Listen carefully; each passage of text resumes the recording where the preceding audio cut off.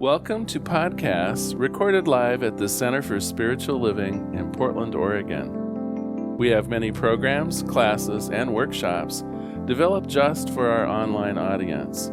To find out more, go to our website at cslportland.org and look under the Online tab. Our mission is to open hearts, ignite minds, and make a difference. If you'd like to support our center and its video podcasts, you can donate online at cslportland.org/donate. Allow us to become part of your extended spiritual community. Wherever you are on your spiritual journey, you are most welcome at the Center for Spiritual Living.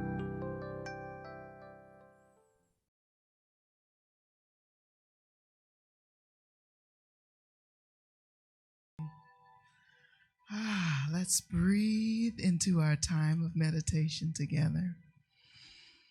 Breathe into that wonderful heart space as we sing and pray and go into silent meditation briefly.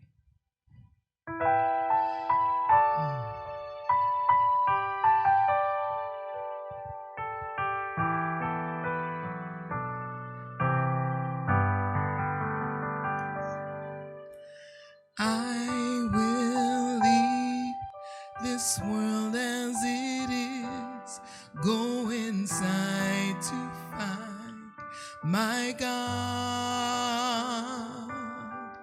I will leave this world as it is, go inside to find my God. I will leave this world as it is, go inside to find my God.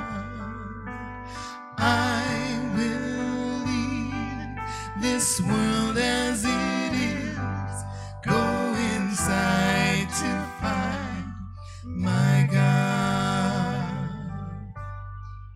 Inside there is peace, inside there is joy, inside there is more than enough.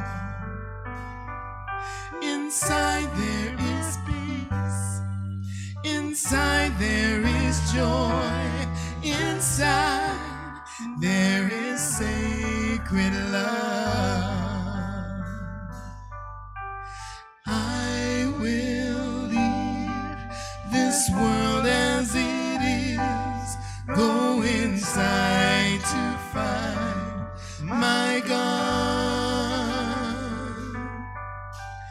I will leave this world as it is, go inside to find my God. I will leave this world.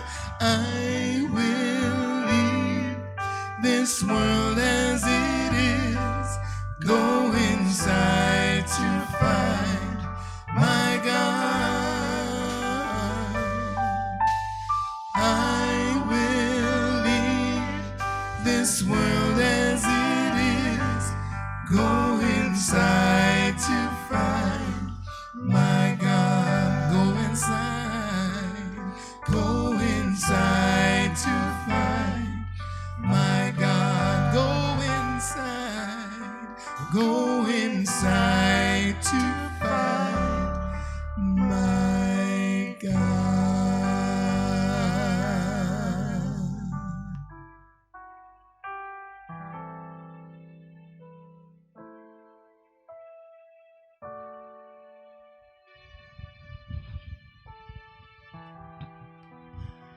One power, one awesome power, the infinite presence of pure love. It is the first cause, the creator of all life, and it is pure love and harmony, joy, beauty, peace, an unlimited abundance of good. And that one, our Creator, creates continuously of itself, all life. It is the life force that flows through every life form, through nature, through the animal kingdom, through humanity. There is only that one spirit of life, that strength, that power present everywhere. And I know that I am of that one. That one is the core of my being, the essence of who I am. It's who I bring to the world. It's my authentic self. And because I know that this is the truth of me, I also know it to be the truth of each of you. Wherever you are watching this service, you bring to the one your unique expression of spirit. And so I claim and affirm that each of us comes to the table, so to speak, the table of life, of one life. Each of us with a unique individual consciousness, with unique memories, unique experiences on this earthly plane. Each of us brings ourselves to the gathering of all. And we all benefit from that coming together in harmony, with joy, with love. All of us one. One mind, one life, only one. And I am so grateful to know this truth. So grateful to be a part of that whole. To know that I am joined by all other life. And I release my word to the action of a law. The law that says yes. And together we say, and so it is.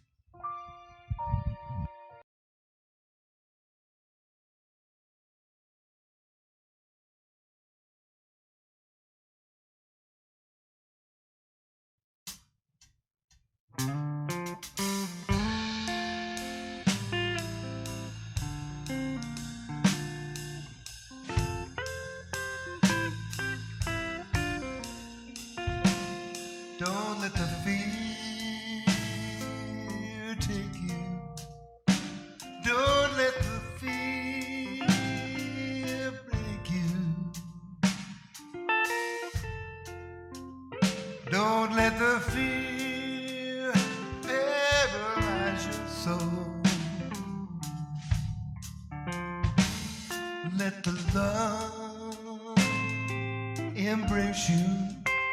Let the love take you. Let the love make you whole. We're all in this together. No one's getting out of here alive. We have the power to make it better. Anything else is just a lie. Don't let the hate divide us. Don't let the hate inside us.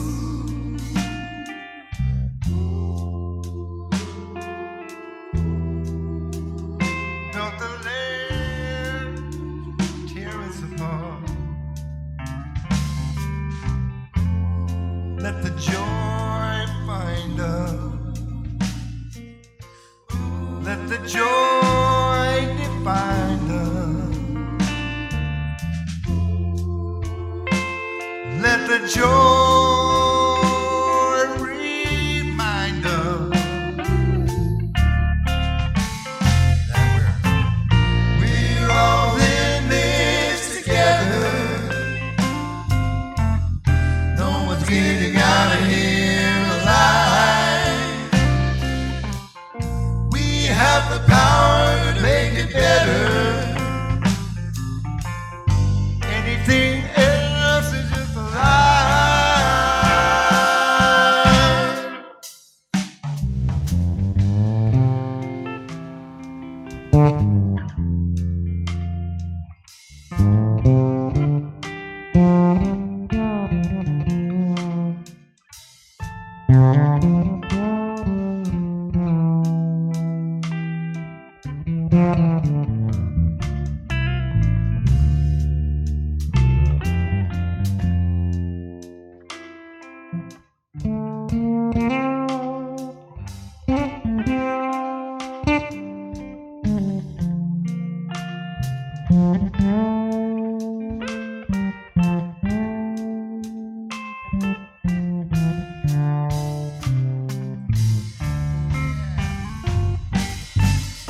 We're all in this together. No one's getting out of here alive. We have the power to make it better. Anything else is just a lie. Don't you know that we're all in this together? No one's getting out of here alive. We have the power to make it better. Yeah, yeah. Anything else is just a lie.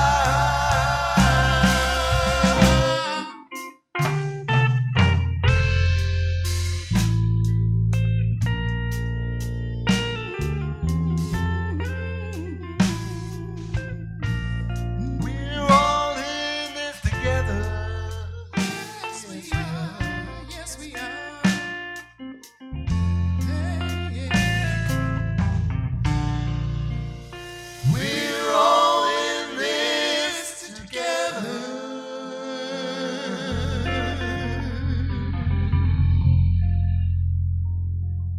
Yes.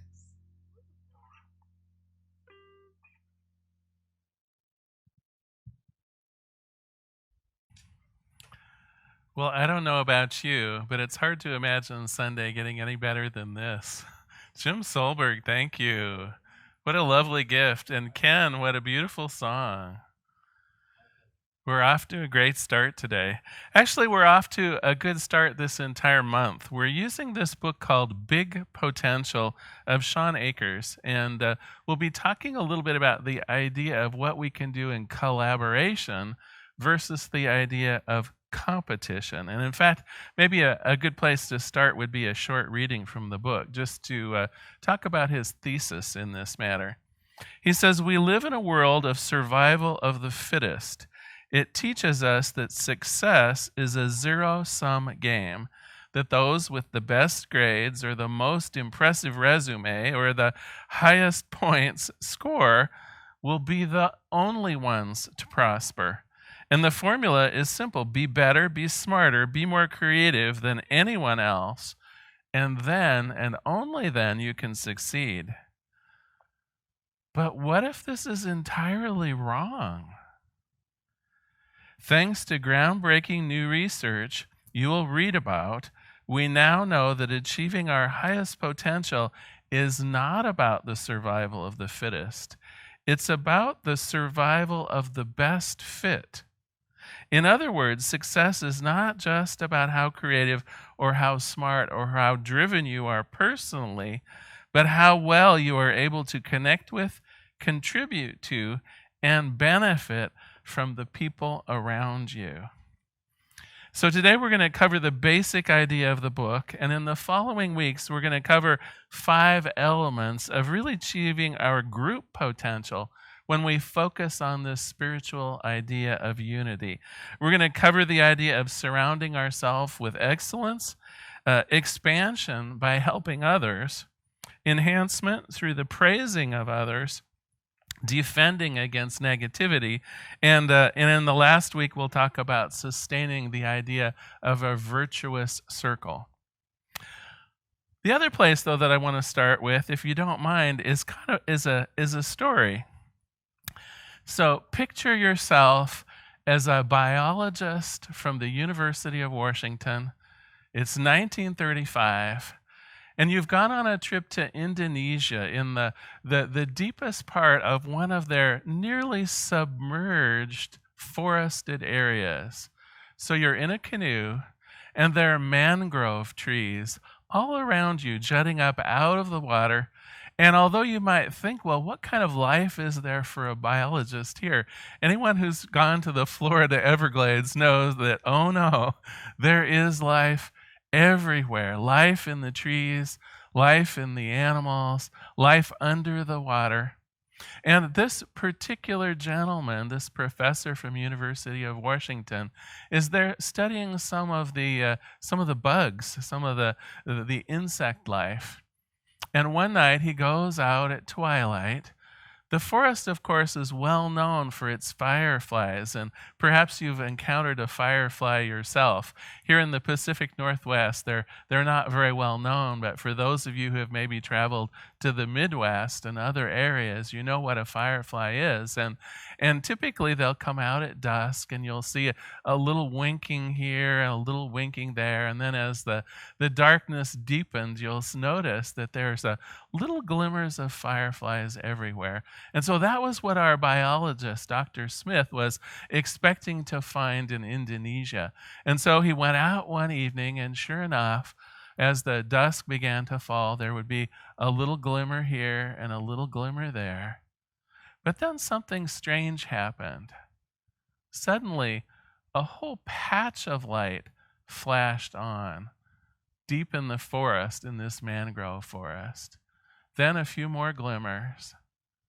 Then 2 flashes of light, almost bright like lightning, hit the forest simultaneously. And then a few more glimmers. And then the entire forest, for at least a quarter of a mile around him, lit up in perfect, illuminated, bright unison. And at first he didn't believe it. At first he thought, well, has it been lightning? Surely this can't be the lightning bugs, right? Flashing in unison. This can't be some sort of bioluminescent trickery going on here.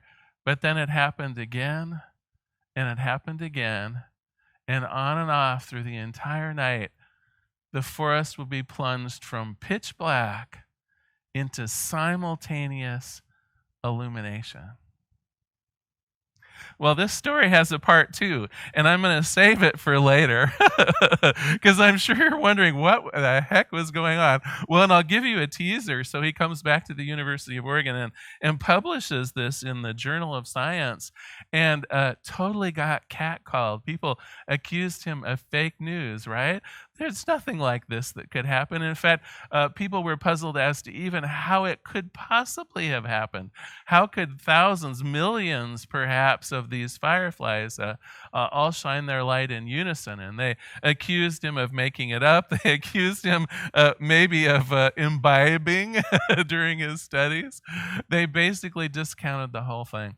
Well, 30 years later, people returned to that part, and that'll be part 2 later on in the sermon, so wait for it. So I want to talk about Shawn Achor's main premise here. First of all, how we are trained to perhaps be individuals.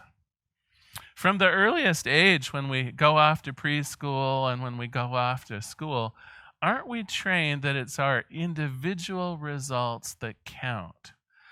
We have tests, we have report cards. They don't measure how we do with other people. They don't measure how well the class does as a whole. They measure our own achievement. They predict whether we're going to do well in first grade and second grade and third grade. They measure us against other students. And when we study, we typically study alone for a test of our personal worth. When we observe things on television as young people, we see that it's the stars that seem to make headway in this world. Those rare few people who can sing well enough, or who can dance well enough, who are politically astute enough or smart enough. We notice that the scholarships are given to those people that really succeed, who do the best on their SAT scores. We notice in the world that it's the very chosen select few people who are the most beautiful, the most intelligent, the most athletically inclined. Everything points to the fact that the world is driven on individual achievement. But then what happens? At least for 85% of Americans, most of us end up in a job or a profession where we're working intimately with other people.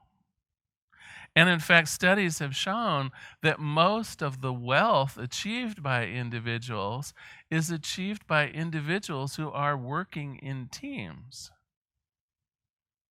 And so this training, if you will, this individuality, this striving for personal excellence at the expense or at the ignorance of other people actually doesn't play out very well in the world for those people who are financially and otherwise successful and happy. Now, don't get me wrong. Still, the media is full of those superstars who, on their own personal merits, have managed to achieve greatness. But that's really the drop in the bucket of where true financial and other success and happiness lies. The large bulk of the money made in the world, the success made in the world, and the happiness enjoyed in the world is done by people working in cooperation with each other. Where do we learn that, right? What class do we go to learn cooperation? What class do we go to learn how to rise above our individuality and really focus in on the success of the team or the group? Well, of course, good companies do that. Good teams in sports do that, right? We do focus on how to work together as a team, but that's not the general rule.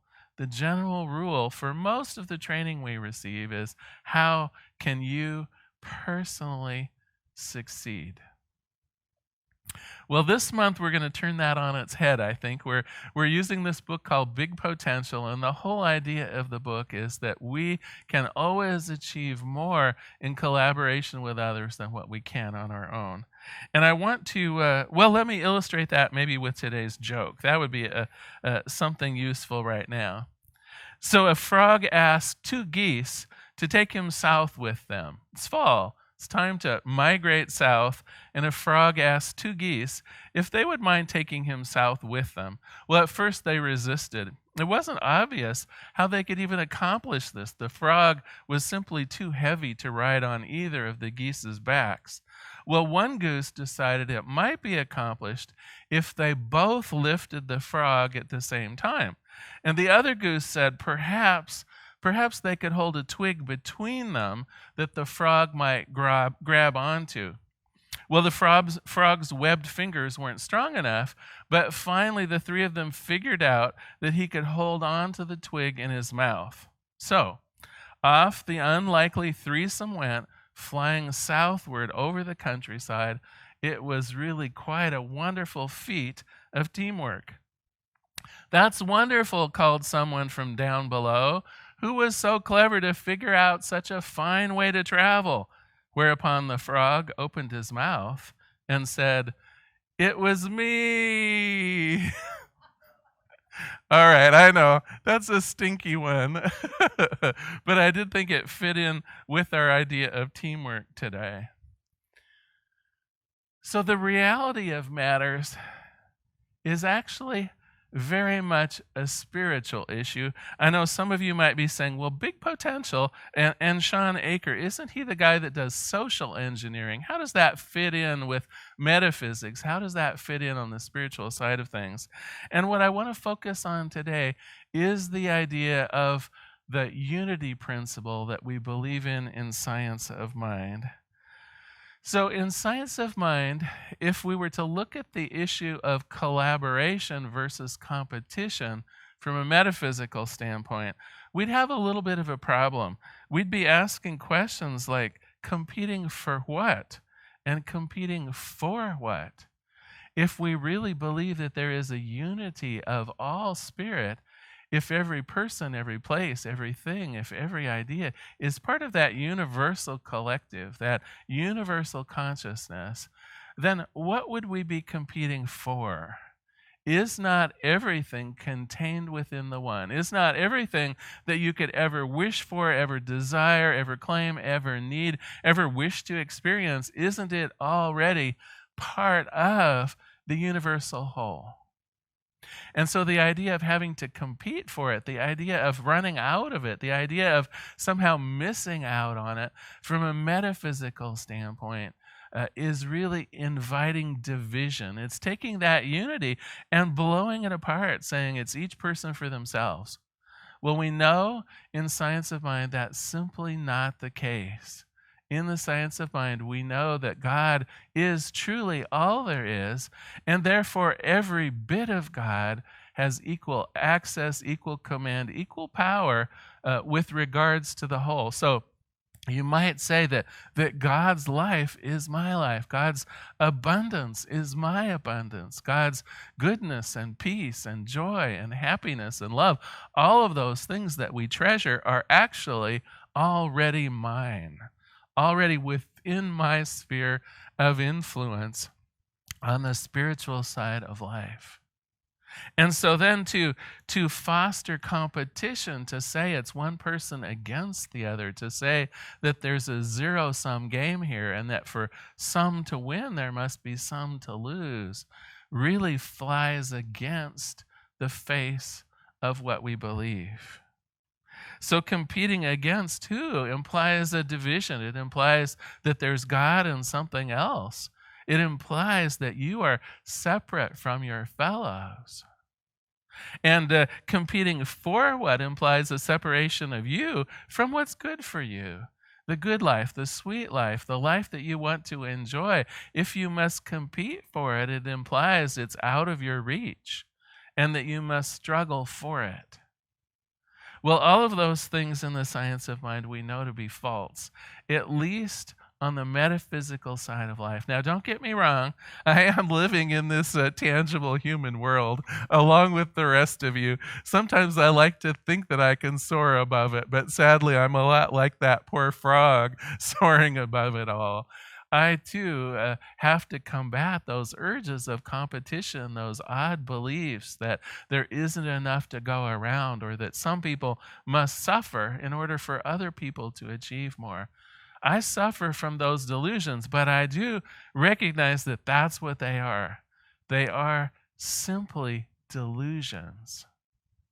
And when we begin to act in concert with one another, when we begin to cooperate rather than compete, when we hold up on high the ideas of working together because we're part of the same thing, then truly we can achieve more than what we're apt to singly. I have a quote from Ernest Holmes I'd like to share with you. Ernest Holmes, of course, the founder of the science of mind, had this to say in his book called Love and Law. He said, "Unity is the basis of all that there is. There is but one God, but one mind, but one spirit, and only one power." And then he goes on to say, "When I embody myself in my thoughts selfishly, I am separating myself from that which I think would be my good." You may think that this is a subtle thing and could not be the reason for much trouble. Yet, the foundation is most of our troubles. So he's saying that really most of our troubles, most of the troubles on the planet, are when we selfishly embody our thoughts, when we attempt to use God's good only for ourselves, when we attempt to control the universe simply for our own gratification at the expense of others. When we do that, he says, that is the cause of most of the trouble that we see in the world. And so throughout this segment, we're going to work on this idea of collaboration versus competition. We're going to try to move aside and across the idea that somehow individually we must succeed in order to have success at all. I think the other thing that I want to talk about today is this idea of collaboration. Most of the book has this idea of collaboration, and I think most of us believe that somehow this is a group of people coming together with a specific goal and then harnessing their unique talents and skills to achieve that goal. And yes, I would say that is collaboration. But it also misses the point, I think, of part of the reason for collaboration. Because so often in the work environment, we're focused on a certain goal, maybe a sales goal that the entire team has to meet, or maybe a goal in sports where the entire team has an overall goal. Now that is fine and good, that is collaboration. And yet Achor goes on to say that there are some other elements that truly move this into a more spiritual place. One of them is that the collaboration itself, if it's done right, will bring energy to the members of the collaboration. So it isn't just that you're achieving an outward goal. So often when we think of collaboration, we see it in the perspective of everyone collaborating to achieve some outward goal. Achor says that this is certainly true, but perhaps even more importantly, the collaboration there is to up-level and raise up all of the people in that collaboration. And so part of it actually is about praising the group. Part of it is actually about empowering each of the individuals of the group. Part of it is doing whatever is necessary to raise up not necessarily the output of the group, but the group itself. And he goes on to say that the key to highly performing teams and groups and collaborations is that they're self-sufficient and they're self-sustaining. They don't exist just to meet some outward goal. They actually exist in a place of joy, in a place of harmony, in a place of upliftment for and about each other. And so that's maybe a little bit new way of thinking of collaboration that we're going to explore a little more next week. I think it's time for the Fireflies Part 2. So 30 years later, well, first of all, let me just say that Dr. Smith largely discredited, and his publication in Nature magazine went basically ridicule for close to 30 years. So 30 years later, another team of biologists is back in those same Indonesian forests of submerged trees and water and everything like that. And of course, they discover it's true. They have the same experience. And so teams of people went down to study exactly how this worked and exactly what was going on. And they rounded up bunches of these fireflies and did different experiments on them. And what they discovered was that oftentimes it would start with just a node of one or two fireflies that would start their blinking together. And then visually, maybe 100 yards away, another firefly would notice this little bit of a brighter group, and it would chime in with it. But what was interesting, within 4 or 5 bursts of unison of small numbers of bugs, as long as there was a line of sight, as long as one little bug could see another one, that could see another one, and that could see another one, within about 3 or 4 flashes, the entire forest would indeed light up in unison. And so the bugs really were synchronizing themselves, almost like a heartbeat. They would pick out one or two individuals that were maybe the band leaders, you might think, and suddenly within just 3 or 4 beats, the entire forest in perfect unison with their flashing. The other thing that they discovered by trapping some of the insects, well, of course, the purpose of it was part of their mating season. And so it's the male fireflies that are doing the flashing with the idea of, as you can guess, of attracting some of the ladies, right? Well, what they discovered was individually, of course, how much light does one little firefly put off? But oh my gosh, when the whole forest lights up, the ladies know where the party is. And so they rapidly discovered, in fact, it's almost kind of embarrassing to tell, but they did some experiments around, because some of the fireflies would continue just to wink on and off individually. There were a few outliers, a few fireflies that did not want to play the big flashing game.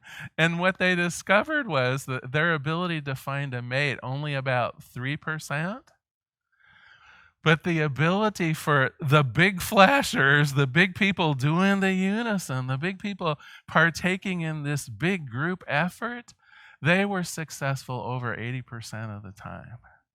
So it really illustrates this idea of we can absolutely do more together than what we can individually.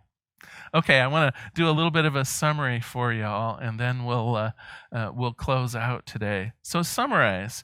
We learned from fireflies that we can do more in collaboration than singly. That absolutely there is the power of working together in a group that can achieve more than the individuals, even if you add up all of the individuals together. And that was another one of the surveys that they did in Harvard around grades.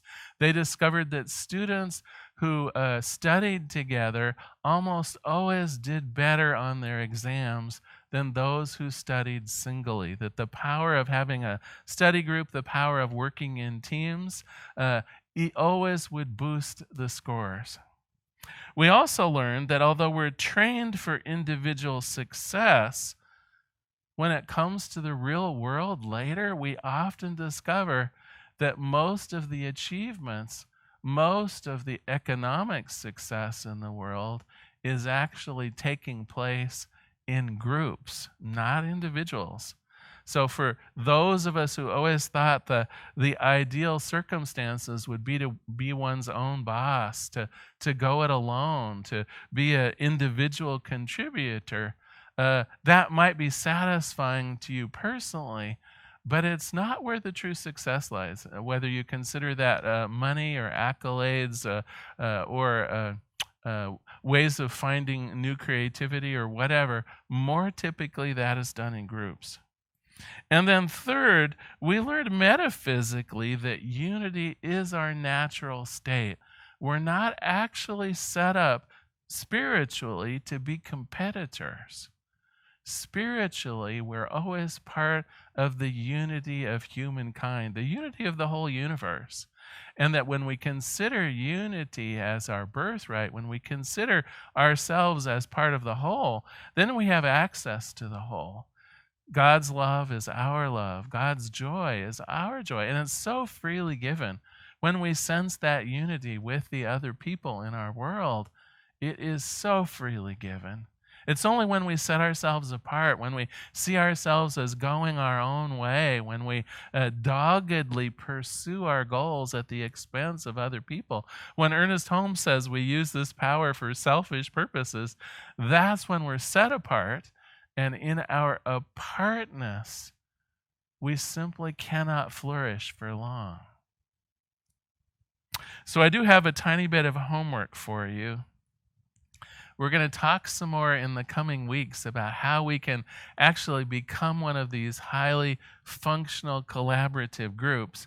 But for right now, I'd like you just to do a little bit of contemplation about how you are in groups, and in particular where groups fit into you wanting to succeed in your own set of goals. So you might ask yourself, what are my goals in this life? And how much are they based on my individual contribution? And how much are they based on collaborating with other people? So that's your homework. I think it's a simple one. Simply contemplate your own feelings, your own goals, and where they relate to working by yourself or whether they work in collaboration. And when I say a collaboration, of course, some of you might be thinking, well, he means like a business situation, and not so much. It could be collaboration with your family. It could be collaboration in your neighborhood. So it doesn't have to be a collaboration that takes place in a work or a profession. It could be a more social collaboration to get some of your goals done. All right, well, I'm going to close with another quote from the book and a prayer. And then I think Jim Solberg will come back to give us another wonderful piece of music. So Shawn Achor says, it all starts with asking the bigger questions. How do I expand my influence in an interconnected world? How am I impacting others with my life and my energy? How do I raise my potential by making other people better? I will argue that if you're not asking these questions, your potential must be limited and your success will likewise be short-lived. This book is an exploration of the new science showing how you can lift the ceiling on your own potential, your own well-being and happiness by helping others to do the same, making this a better, happier, and more prosperous world for all of us. In these sometimes dark and complicated times, we don't need a lone flashing light in the night. We need to shine brighter together. Let us pray. There is one power and one presence, one life, one goodness, one unity of all things. And in this unity, I see myself firmly connected to others of my kind, connected to the universe, connected to spirit, connected to all of life everywhere. And in this connection, I know that God's love is my love. I know that Spirit's abundance and universality are mine. I know that God's abundance is here for me, and that the peace and that the joy, the sweetness and beauty of the world is mine to have and to enjoy and to participate in because it is part of who I am. And so for today and the day after and the day after that, I claim that this unity is at work in the lives of everyone, that each person can reach out to one another and to the universe and say, this is me connecting to my greater self. There is no separation here. There is life and only life, and I am in the midst of it. And I'm grateful for this awareness of true success in the unity of all. I'm grateful for this grand life and all of its diversity. And so I release this prayer into the activity, into the action of the law itself. I let it be. And together we say, and so it is. Thank you so much for being here today. Now is our time of conscious contribution. I know many of you are probably going to your web browser or your phone to use Tithely or to make a donation on our website. The CSL website is cslportland.org, and at the bottom of every page on our website is a little donate button. It's certainly our pleasure to receive your gifts, knowing that this ministry of light and love and awareness is moving out into the world. And next, I'd like to invite someone up to have another song with us. Jim Solberg is our special music for today. And what a blessing it is to have Jim, LaRhonda Steele, and our band here.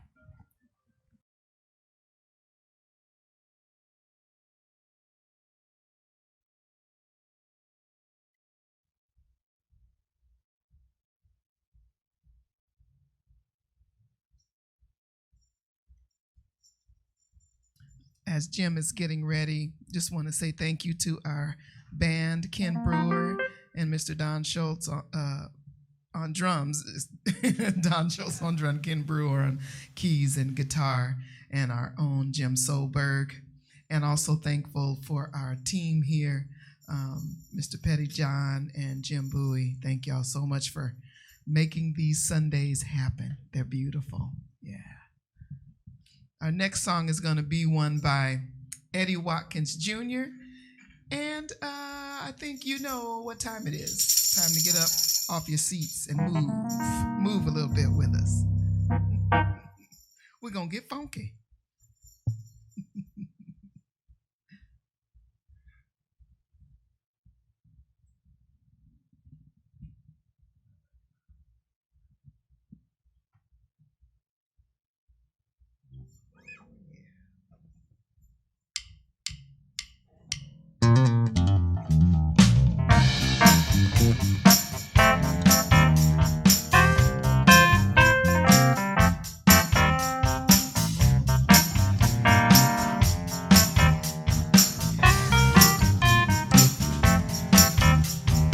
Anything is possible when you believe. Anything is possible when you believe. First you make a mountain move when you believe. First you make a mountain move when you believe. Know that you can change your life when you believe.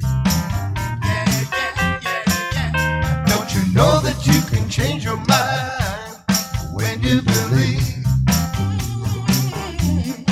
in yourself? When you believe in yourself, when you believe in yourself, when you believe in yourself, when you believe, you know you're gonna make a miracle. When you believe, gonna make a miracle. You're gonna make a miracle. When you believe, you're gonna make a miracle. Everything you want, you got. When you believe, everything you want, you got. When you believe, if you want it, you got it. In yourself, when you believe in yourself, when you believe in yourself, when you believe in yourself, when you believe, I believe in me. It's a miracle. Such a miracle. Such a miracle. Such a miracle. It's a miracle. Nothing. Such a miracle. It's a miracle. Such a miracle. It's a miracle. Such a miracle. It's a miracle. We believe in each other. It's a miracle. Ain't nothing. Such a miracle. It's a miracle. Such a miracle. It's a miracle. Such a miracle. It's a miracle. Such a miracle. It's a miracle. Such a miracle. Oh, such a miracle. It's a miracle. Such a miracle. It's a miracle. Such a miracle. It's a miracle. Such a miracle. It's a miracle. Such a miracle. Such a miracle. I believe in you. It's a miracle. We believe in each other. It's a miracle. Such a miracle. Oh yeah. Such a miracle. It's a miracle. Such a miracle. Me. Such a miracle. We believe in each other. Yes, we do. Yeah. We believe in each other. Such a miracle. Such a miracle. It's a miracle. Such a miracle.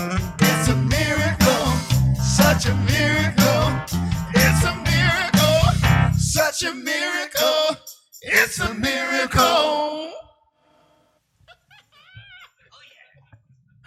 Well, it doesn't get much better than that. I think we really can do more as a team, right? Yes. Thank you, Jim, for being special music today. You are awesome. So before we close out with a final song, just a couple reminders. First of all, please do tune in next week as we honor Reverend Marilyn Sprague. We'll have a little ceremony. We're going to do our best to fill the metaphysical room with people to honor her next week. Also, just a reminder about prayer requests. Honestly, it's our pleasure to pray for you. If something's going on in your life or you'd like a little boost, again, at the bottom of all of our pages at our website at cslportland.org, there is a link for submitting a prayer request. When you do that, it automatically gets mailed out to all 12 of our licensed practitioners. You will have a whole team of people praying about your issue. So please take advantage of that. If something's going on, we don't want you left alone with that feeling of trying to do it on your own. We are absolutely here to help. There's also, of course, on our website a list of practitioners and their contact information if you want to have a more personal interaction. Don't be afraid to email them or phone them for a more one-on-one encounter where we can talk over some of the things that are going on in your life. Either way, please take advantage of our prayer support. So I'd like to close today just with a benediction. Something, if you'd like, you can repeat after me. Something wonderful is flowing through me right now. It is this thing called life. Life is in my mind, life is in my body, and life is in my affairs. I think it, I feel it, I expect it, and I am it just the way that I am. Please know with me that you are never alone. If at any time during the day or night, if forgetfulness might creep upon you, I invite you to go within. On that altar of the Most High, recognize that you are loved.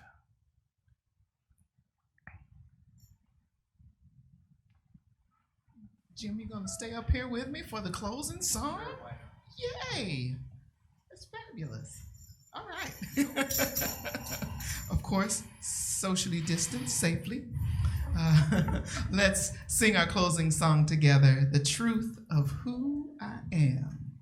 That truth is you are loved. We are loved. Yes.